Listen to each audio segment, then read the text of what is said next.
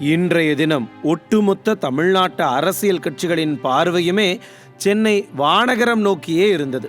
பரபரப்பான அரசியல் சூழலில் கூடிய அதிமுகவின் பொதுக்குழுவில் என்ன நடக்கும், என்ன பேசப்போகிறார்கள், என்னென்ன ஆலோசனைகள் நடத்தப் போகிறார்கள், என்னென்ன தீர்மானங்களை நிறைவேற்றப் போகிறார்கள் என்பதுதான் ஒட்டுமொத்த தமிழ்நாட்டு அரசியல் களத்தின் கேள்விகள். அவற்றுக்கெல்லாம் பதில் சொல்லும் விதமாக 23 அதிரடி தீர்மானங்களை நிறைவேற்றி இருக்கிறது அதிமுக பொதுக்குழு.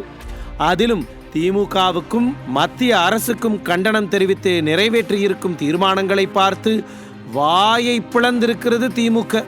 ஆம், பாஜகவுடன் அதிமுக கூட்டணியில் இல்லை என்பதை அறுதியிட்டு உறுதியாக சொல்லிவிட்டார் புரட்சித் தமிழர் எடப்பாடி கே பழனிசாமி. இதனாலேயே கிலி பிடித்து விட்டது ஸ்டாலினுக்கு. இன்னும் அரசியல் கத்துக்குட்டியாக இருக்கும் உதயநிதிக்கு நாவடக்கம் தேவை எனவும் அறிவுரை கூட வழங்கியிருக்கிறார் புரட்சித் தமிழர். நாவடக்கம் தேவை. அரசியல் கத்துக்குட்டியாக இருந்து கொண்டு அதிமுக விமர்சிப்பது ஏற்றுக்கொள்ள முடியாது. அது ஒரு வீர வரலாற்று மாநாடு. இனி எந்த கட்சியும் அந்த மாநாட்டை வெல்ல முடியாது. ஐயையோ, ஏதோ பேசி பேசியே மக்களை டைவர்ட் செய்து கொண்டிருந்தோம், இப்போது அதற்கும் ஆப்பு வைத்து விட்டாரே எடப்பாடி கே பழனிசாமி என்று இன்னும் கொஞ்சம் பதற்றம் அதிகரித்து விட்டது திமுகவுக்கு.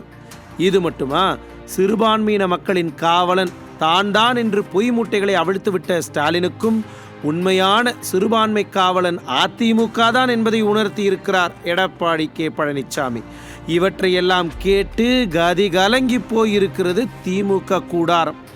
எல்லாவற்றுக்கும் மேலாக அரசியல் அரங்கில் பல்வேறு தடைகளை கடந்துவிட்ட அதிமுக இனி ஜெட் வேகத்தில் செயல்படும் என்று பொதுச் செயலாளர் பேசியவுடன் எழுந்த கரவொலியே போதும் அதிமுக எந்த அளவுக்கு தன்னெழுச்சியாக களத்தில் இருக்கிறது என்பதற்கு சான்று. தேர்தல் கமிஷனிலும் நமக்கு அங்கீகாரம் கிடைத்து விட்டது. இனி அனைத்து இந்திய அண்ணா திராவிட முன்னேற்ற கழகம் ஜெட் வேகத்திலே செயல்படும். ஆக மத்திய அரசை கண்டிக்க வேண்டிய விஷயங்களில் கண்டித்திருப்பதன் மூலம் அதிமுகவின் ஸ்திரத்தன்மையை நிரூபித்து விட்டாரா பொதுச் செயலாளர்? விளையாட்டு பிள்ளைதான் உதயநிதி என்று களத்தில் வெளிச்சம் போட்டு காட்டிவிட்டாரா? ஜெட் வேகத்தில் செயல்படத் தொடங்கிய அதிமுகவின் மக்கள் ஆதரவை கண்டு அஞ்சத் தொடங்கிவிட்டார் ஸ்டாலின் என்பது மட்டும் தெளிவாகிறது. நியூஸ் ஜே செய்திகளுக்காக இணை ஆசிரியர் மனோஜ்குமார் கோபாலன்.